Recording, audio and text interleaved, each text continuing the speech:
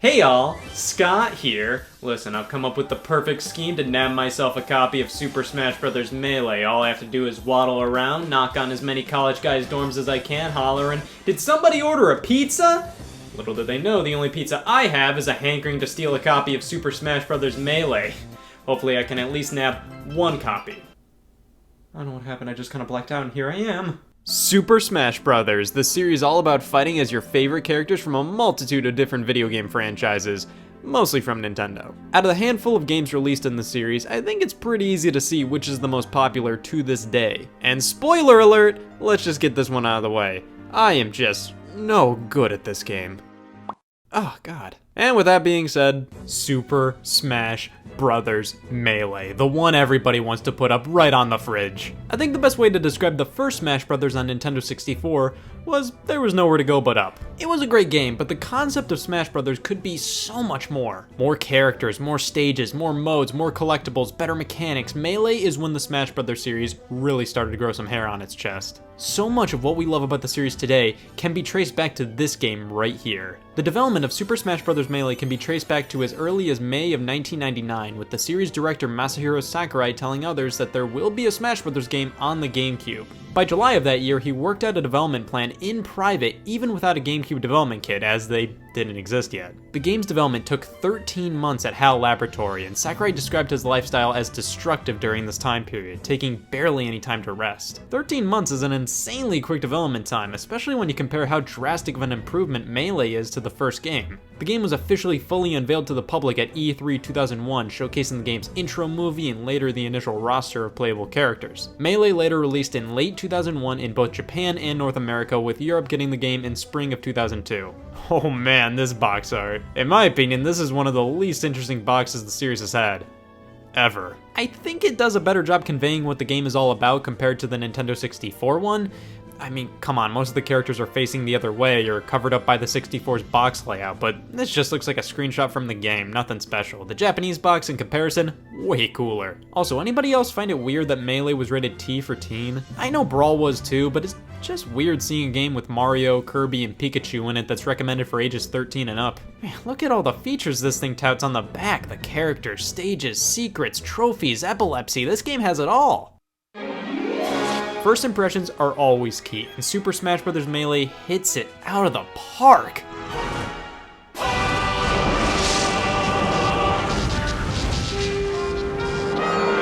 It all starts off with an intro that defines what an intro should be. This is something that should accompany every instance of childbirth. It just sets everything up to be an absolute jaw-dropper of an experience, ending things off with a Super Smash Bros. Melee!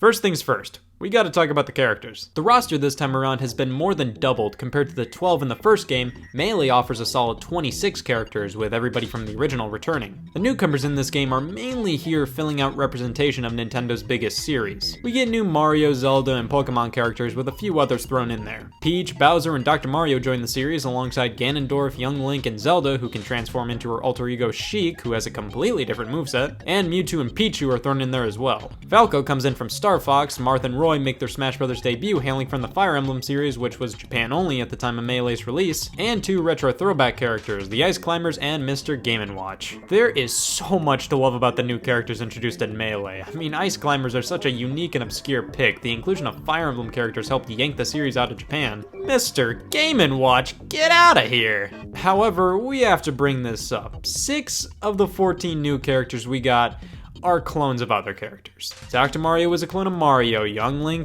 Pichu, Pikachu, Falco, Fox, Roy, Marth, and Ganondorf, Captain Falcon, which is just mind-boggling. Even though the clone characters' movesets are primarily the exact same as the character they're based on, I gotta be honest, they did a good job tweaking their properties to make the characters distinct enough for you to prefer a clone over the original and vice versa, like I prefer Dr. Mario to plain old Mario, for example. Sakurai added so many clones to Melee to appease fans who wanted certain characters in the game, as they were under time constraints and clones didn't take too much development time. To that I say, who the hell played the first Smash Bros. Game and said, "God, I wish Dr. Mario was in this game"? I'd say the roster additions were nice, but a bit disappointing. We only got 8 brand new characters, the majority of which hailed from Mario, Zelda, and Pokemon.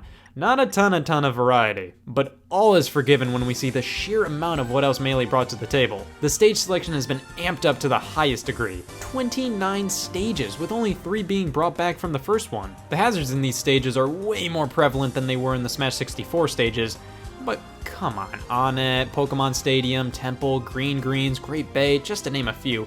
Absolute classics. The stage layouts across the board are way crazier now, which can be seen as either a positive or a negative. Some of these can be pretty annoying, but it's still all in great fun. Just like the items, the number of which have increased. The gameplay from Smash 64 has basically been brought over, but cranked up like crazy. Not only do characters all have additional moves to pull off, the most prominent of which being a 4th special attack, the side special, but the speed of the game has been dramatically increased. Everything just feels snappier and more solid than Smash 64. The gameplay definitely reigns supreme, but everything surrounding it has been perfected. Melee feels like it was made to be played for years, with the player discovering and unlocking things after all that time. Have you ever tried to unlock everything in Melee? Like, Jesus, Mewtwo requires a solid 20 hours of versus matches played or 700 separate matches played, and he's not even the last character you unlock. Melee makes unlocking things feel unbelievably rewarding. It's like an event. You find these things, you don't just play through the adventure mode and bada boom, all characters unlocked. No. Melee surprises you with a new challenger approaching, always shredded in a silhouette like, holy shit. Who could this be? I won't lie, it can be a pain if you want everything unlocked, but there's a certain magic to unlocking things in Melee that the Smash Bros. Series has yet to replicate. Graphically, the game just blew everybody away when it came out. Nowadays, I think the only main problem with the graphics is that they're using character designs from the N64 era, so it looks a bit outdated in that aspect. Regardless, I think the game still looks great, models are all buttery smooth, and it's just the biggest step up from Smash 64. Also, the music has been ramped up like crazy. Orchestra pieces, remixes aplenty, so much crammed into this one. But Melee introduces one of my favorite things in the series, the trophies. Throughout the game, you can collect random trophies or earn coins from playing that you can spend on a lottery minigame to nab some. The trophies not only span the series of playable characters in the game, but so many of Nintendo's other franchises, games exclusive to Japan, games that haven't even come out at the time. It turns into a crash course of Nintendo history, a museum. It gives incentive to play more, and it's just fun to ogle the trophies of other characters, items, or settings, read the description, see where the trophy originated from. This evolved from the character bios in Smash 64 and is one of the best things Melee introduced to the series in my opinion. Remember the first game and its cornucopia of mode? Well, here's a sequel with literally 12 lifetimes worth of content both in terms of single player and multiplayer. Let's take a quick look at the single player first off. Classic mode is the evolution of the one single player mode from the first game. You go through a series of fights with some mini games thrown in there, break the targets, race to the finish, and snag the reason to play Super Smash Bros. The major difference in classic mode now is that it's randomized. You go through a different series of fights each time with different opponents on different stages. It really does wonders to the replayability as it keeps things super fresh each playthrough. Classic mode ends things off with a final battle against Master Hand, plus his wacky Uncle Crazy Hand this time around if you played on normal difficulty or higher with no continues. But hold on there, because we have another mode in the form of adventure mode. Everybody goes on about how awesome this thing is. You traverse the Mushroom Kingdom, explore the dungeons of Zelda, escape Brinstar. It highlights one of the coolest aspects of the Smash Bros. Series, seeing a character from one franchise in the world of another. While I love the concept of adventure mode, I gotta be honest, this thing just ends up feeling like a complete missed opportunity. Like, the first few areas are legitimate worlds to go through, but then we just end up fighting 3 Nesses on the Onett stage and fight a bunch of Kirbys on the Green stage. It just kinda loses its steam as it goes on and just feels like more of classic mode. This one ends things off with a battle against Bowser. Just kidding, Melee introduces Giga Bowser appearing at the end, much like how Crazy Hand appears in classic mode, beating the mode on normal or higher with no continues. But this time you have to beat it under 18 minutes. If you don't meet the criteria to fight Giga Bowser, the end of adventure mode just feels hollow. And wait right there, because there's one more main single player mode, unlocked after all characters are unlocked. All-Star mode. This is a gauntlet where you're tasked with fighting every single character on the roster without dying. You have 3 recovery hearts that reduce your damage to 0, so you have to make the decision if this is the moment you totally wuss out and recover your damage, or just run in risking your life just to say you beat the shit out of Mr. Game & Watch. After the regular single player modes, we have event matches, which are 51 fights under fun and unique circumstances. Event 35 poses the question, are routine physicals supposed to hurt this much? And Super Smash Bros. Melee was the first time we could experience what Luigi's prostate exam was like. These things are awesome. Think of event match like a kind of mission mode. It's really fun to go through all these and try to beat beat them all. Except for Event 51, which is so damn hard it forces anybody to destroy the game console you're playing this game on. The stadium features some mini games like Home Run Contest, where you abuse the sandbag and give it a wind up, a hit, and blam, see how far it'll go. Target Test, which are just the target mini games in classic mode, but this time available at whim. And Multi-Man Melee, which is where a bunch of wireframe what's-their-faces appear and you just have to take care of them. There's a lot of different variants on this mode, most of which make it fairly easy to knock out the opponents, except for Cruel Melee. Do I even have to show you footage of this?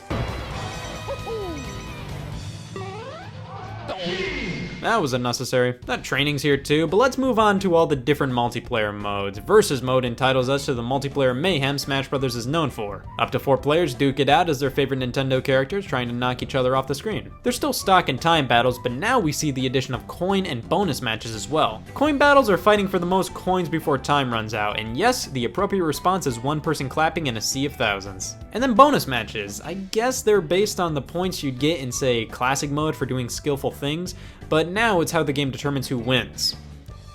And that, everybody, is how you create a mode everybody kind of forgets about. Special Melee is for the wacky player inside of all of us. We have a bunch of different forms of versus matches. Stamina mode, where your health is like most fighting games. You lose when you reach 0. Giant, tiny, lightning, slow-mo, or everybody's favorite, single button mode. These modes aren't frequent visits for me personally, but they're fun to have here and to dabble in once in a while. Tournaments are available as well. There's truly so much to do here in modes for every type of player. And speaking of every type of player, what if you're the player that wants to play the game competitively? Well, Melee is for you.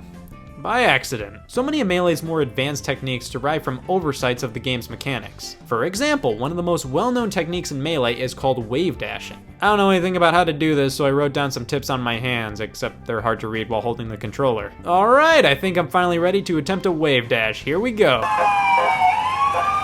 Yeah, I consider myself a casual hardcore fan of Smash Bros. I love everything about the series, analyzing the characters, stages, trophies, listening to the music, playing the game in general. But I would not consider myself to be competitively viable. The Smash Bros. Game I'd consider myself to be at the very least competent at would be Smash Bros. For 3DS and Wii U. But man, you say you prefer any game to Melee and people go nuts on you. Melee is the overall best Smash Bros. To many. It's the competitive Smash of choice, was the biggest jump forward for the franchise, can still be enjoyed by casual fans. I love all the games and think Melee is one of the most triumphant entries in the series. But honestly, I prefer playing the more recent games. Gasp.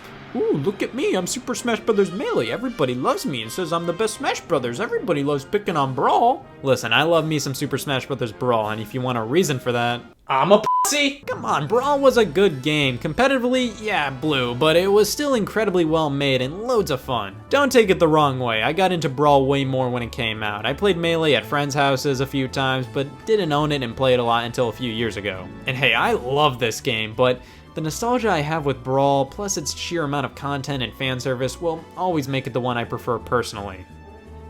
I mean, fuck this game. So while I really like each new Smash game more than the last, I can easily say Melee is the series' crowning achievement just because this is the game that every Smash Bros. Afterwards built off of. At the time, it was mind-blowing, and even nowadays, looking at all the content in it, it's still incredibly impressive. While Smash Bros. Started on the Nintendo 64, I think it's fair to say the series truly started with Melee. Super Smash Bros. Melee is the cream of the crop of the franchise, no matter how you look at it, and while the game isn't my absolute favorite of the series, it's absolutely phenomenal, no doubt, and is like a dream come true. Speaking of which, I had an insane dream last night. I had a dream that I was the sex bot!